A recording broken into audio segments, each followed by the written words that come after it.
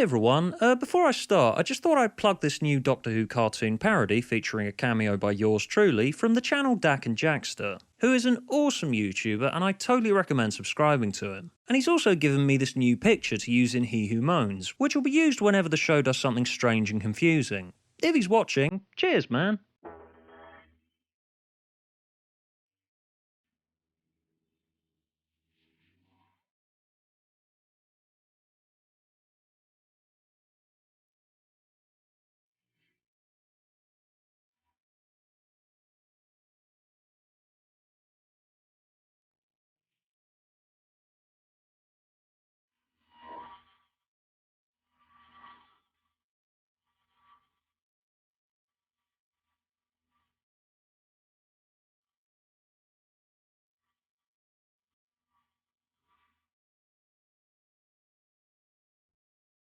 So, I slag off nuwho quite a lot on my channel, but as I keep saying, it's only because I care far too much. So I've picked 10 episodes that demonstrate that yes, I do actually like this show.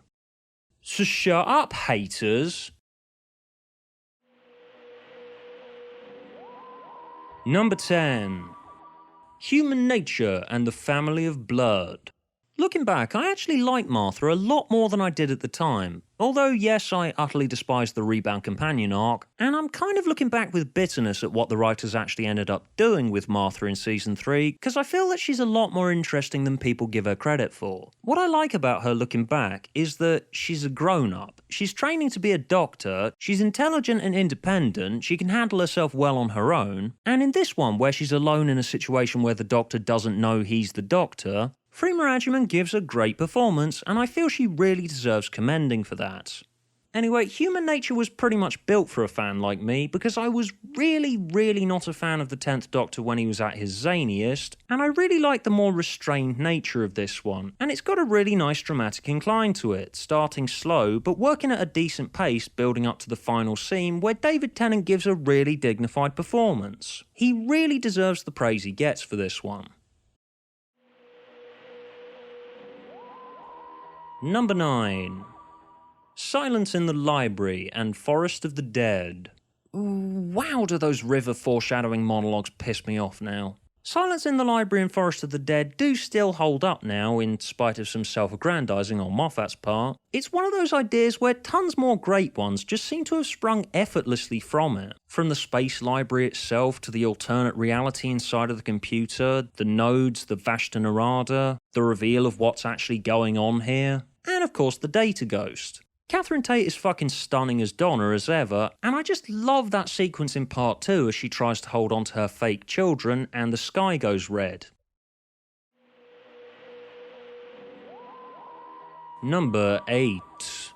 The Doctor's Wife. Neil Gaiman and Doctor Who is a nerd's match made in heaven. It was hyped as shit, obviously, and was probably one of the reasons that I was kind of lukewarm to unenthusiastic about the first few episodes of Season 6. Because lots of us were just sat waiting about for that time that Neil Gaiman wrote an episode of Doctor Who, and unlike lots of stuff that got hyped, Doctor's Wife didn't disappoint. While I was dubious about the idea of transferring the TARDIS into a person, the way it plays out is really fun. And as a morbid gothy shit, I've just got to mention my love for the visual design of this thing. It's just beautiful. Number 7. The Night of the Doctor. I've definitely said it before, but my only real problem with Night of the Doctor is just how brief McGann's return to on-screen Who was, and the fact it only really existed to set up the War Doctor, when McGann deserves so much more than that. But unfortunately it's highly likely that this is all we're going to get. This is not just on my list because McGann's probably my second favourite Doctor, but because of just how tight the story is. There's no flab, there's no padding, it's just a short 7-minute plot with no loose threads anywhere. And McGann just fucking owning this role for... Please, for the love of God, say this won't be the last time. Number 6. Midnight. I'm pretty sure that not that many people were looking forward to Midnight. It didn't exactly sound that interesting, had no budget to play with, loads of us hated Russell's last low-budget one, and on top of that, Donna was barely in it. And yet somehow most of us came away with a new favourite.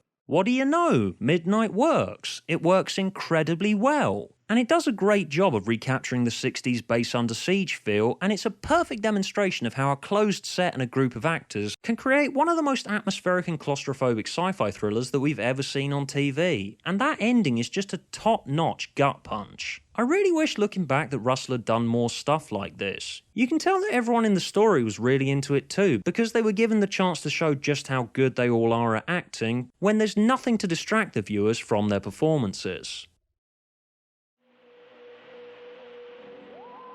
Number 5. Vincent and the Doctor.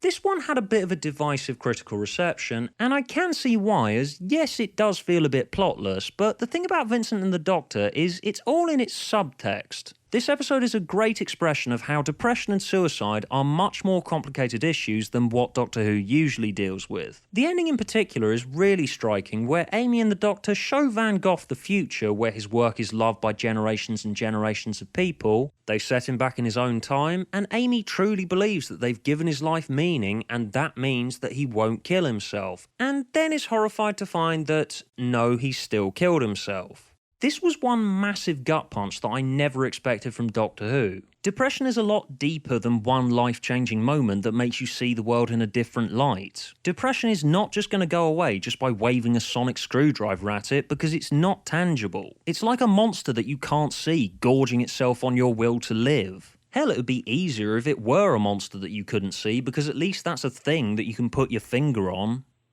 Yeah, you see what the invisible monster's for now. Everyone was saying at the time that the monster was pointless, but if you take it out, you remove the entire point. The Doctor can save people from monsters because monsters are easily understood, but he can't save Van Gogh because depression isn't. I'm not saying it's perfect by any means, but Richard Curtis was trying something very commendable here.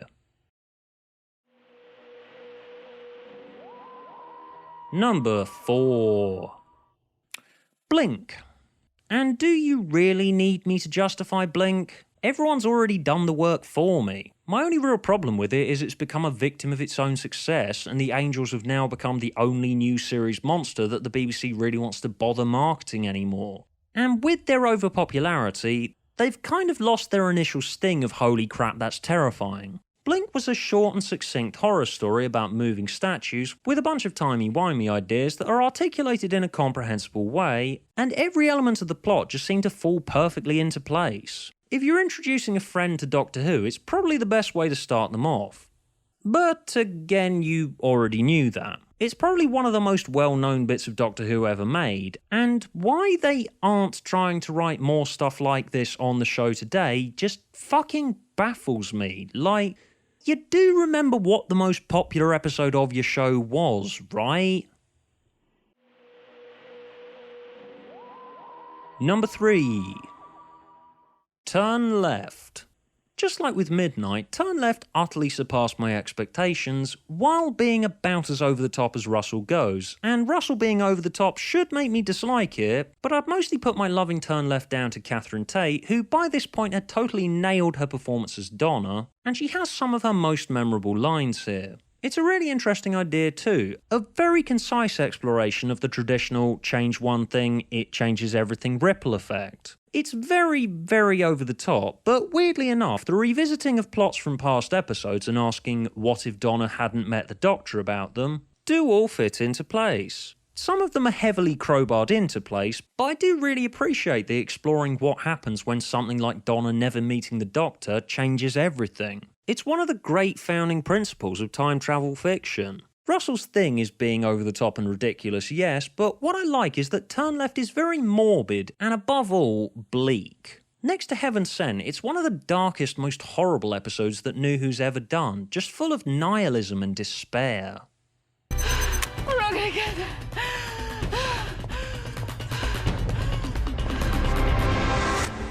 You're gonna die. I have to kill myself in order to get out of this nightmare in which everyone I know is either depressed or dead. Turn Left has one message to the viewer. Life without the Doctor is an endless void of pain, misery and death. And it is bloody magnificent. Like, seriously, well done for doing this in what is ostensibly a kid's show, Russell. You Mad, mad bastard.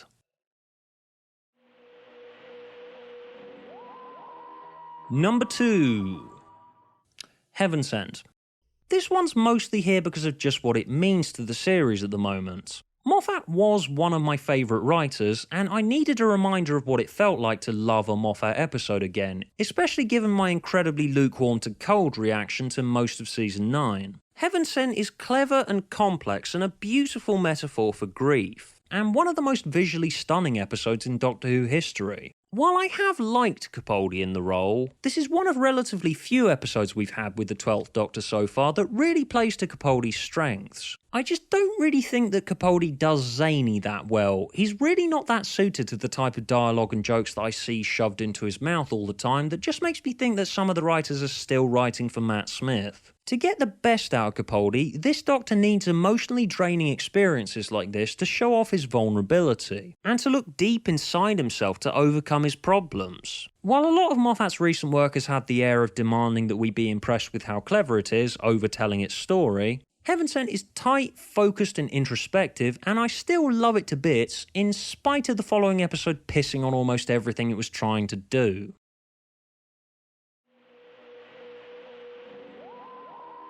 And number 1. People who watch me regularly probably know what it is, but tension, drumroll please.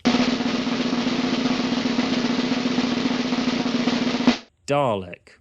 My favourite writer ever in the history of the world ever, Rob Shearman's one and only episode of New Who. I'm sure people expected me to pick this one purely because of just how much of a massive Rob Shearman fan I am, but Dalek is just one of the most quotable bits of TV out there. As soon as the Dalek appears on screen, there's just memorable line after memorable line. I know what should happen. I know what you deserve. Exterminate. Then hear me talk now. Exterminate!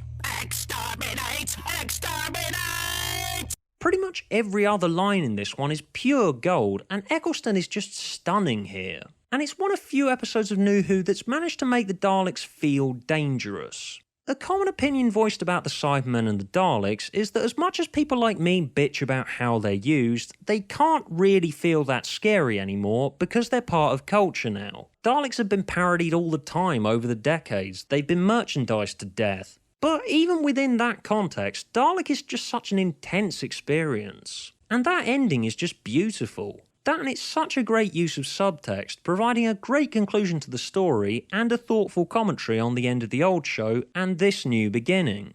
So yeah, utterly breathtaking. It's the episode of New Who that I've rewatched the most, and it's a pleasure every time.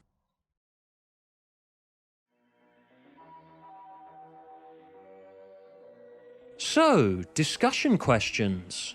Do you agree with my list? Did you enjoy watching my list? Did you not enjoy watching my list? Was this list in any way enlightening?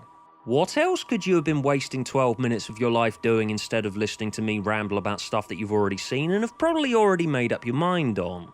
Why are we here? What's life all about? Is God really real? Or is there some doubt? Why not leave a comment now?